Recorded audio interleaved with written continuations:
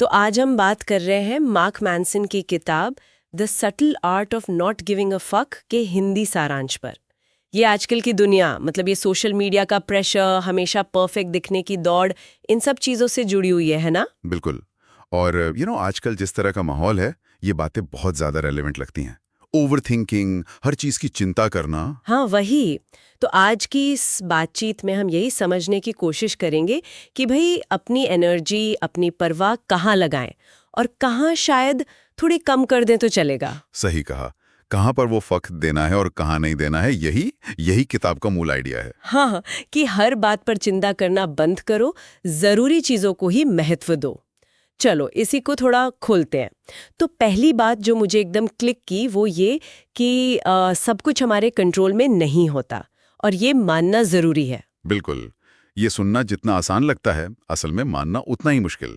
क्योंकि हमें सिखाया जाता है कि कोशिश करो, सब मिलेगा, सब कंट्रोल होगा। हाँ, खासकर वो सोशल मीडिया वाली परफेक्ट लाइफ देखकर लगता है कि शायद हम ही कुछ गलत कर रहे हैं। एग्जैक्टली। लेकिन देखिए, दुख, फेलियर, मुश्किलें, ये तो जिंदगी का हिस्सा हैं। इनको अपनाने में मेरा मतलब है असली ग्रोथ छुपी है। ये कोई भागना नहीं है, ये सच्चाई को फेस करना है।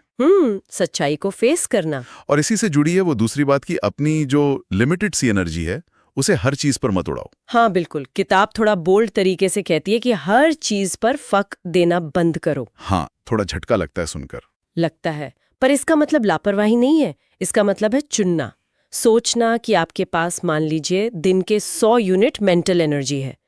क्या आप उसे हर छोटी बेकार की चिंता पर खर्च करेंगे या उन 2-4 चीजों पर फोकस करेंगे जो आपके लिए सच में मायने रखती हैं? जैसे कि रिश्ते या अपना कोई पर्सनल गोल। हाँ, कुछ भी जो आपके वैल्यू सिस्टम से मैच करता हो। अपनी प्रायोरिटीज तय करना बेसिकली। अच्छा, फिर एक और आइडिया था जो थोड़ा हटके है कि ये मानना कि हम खास नहीं हैं, इसमें एक तरह की राहत है।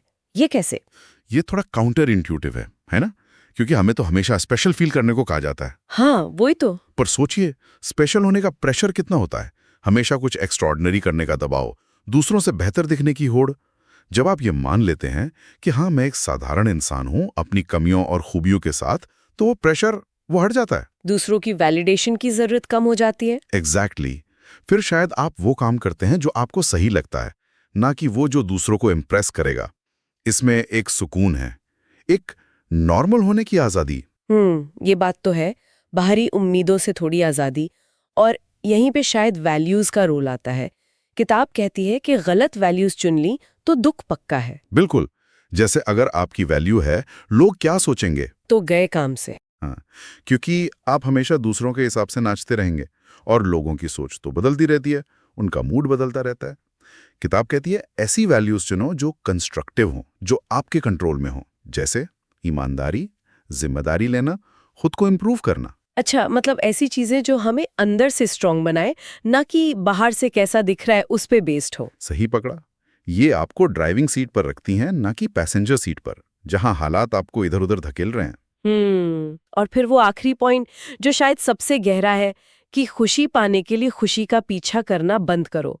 ये तो बड़ा पैराडॉक्सिकल लगता है। तो हम सब खुशी चाहते हैं और सोचते हैं कि उसी के पीछे भागने से मिलेगी। हाँ, लगता तो यही है। पर किताब का तर्क है कि ये जो लगातार खुशी को चेस करना है ना, यही अपने आप में एक स्ट्रेस बन जाता है, एक और चीज जिसके लिए हमें परेशान होना है। सच्ची संतुष्टि, वो गहरी वाली शांति, अक्सर तब मिलती है जब हम मुश्किलों को हल करते हैं, चुनौतियों का सामना करते हैं, या बस जिंदगी जैसी है उसे स्वीकार कर लेते हैं। मतलब वो परफेक्ट जिंदगी का जो एक सपना या धोखा है उससे बाहर निकलना। बिल्कुल। जब आप ये मान लेते हैं कि लाइफ में अप्स एंड डाउन्स होंगे, अच्छी चीजें भी होंगी, बुरी भी, और ये ठीक है, शायद तभी वो असली वाला सुकून, वो बैलेंस आता है। तो कुल मिलाकर अगर हम समेटें तो बात वहीं आ जाती है कि असली आज़ादी इसी चुनाव में है कि हम अपनी परवाह, अपना ध्यान किसे देते हैं। हाँ, क्या चीज सच में आपकी एनर्जी डिजर्व करती है और क्या सिर्फ बाहरी शोर है जिसे इग्नोर किया जा सकता है। ये तय करना ही सबटल आर्ट है। बिल्कुल। और इस पूरी चर्चा के बाद शायद सोचने के लिए एक सवाल ये हो सकता है कि हमारी रोज की जिंदगी में वो कौन सी एक छोटी सी चीज है जिसे हम शायद जरूरत से ज्यादा तवज्जो दे रहे हैं। इंटरेस्टिंग सवाल है। हाँ, बस एक चीज, अगर उस पर थोड़ी कम परवाह करें थोड़ा कम ध्यान दें तो हमारे अनुभव में, हमारे महसूस करने में क्या फ़र्क पड़ सकता है। शायद कुछ बड़ा बदलाव यहीं से शुरू